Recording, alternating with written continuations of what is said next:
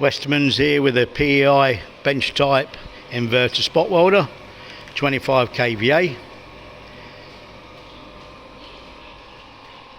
Like most spot welders, this is obviously an inverter as opposed to a transformer.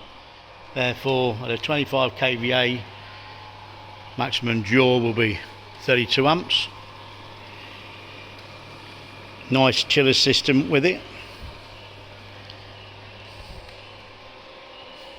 Full manual. PLC controls there. Weld counting, etc. High lift when required.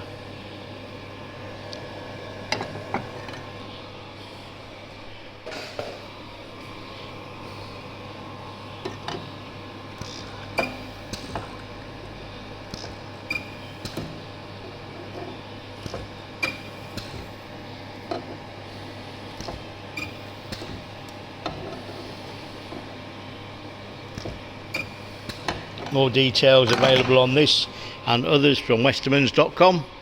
Also on a range of new PEI transformer and inverter based spot welding machines, mostly from stock. This machine, being a used machine, is possibly half the price of new, including the chilling system. Take a look at westermans.com. Thank you for looking.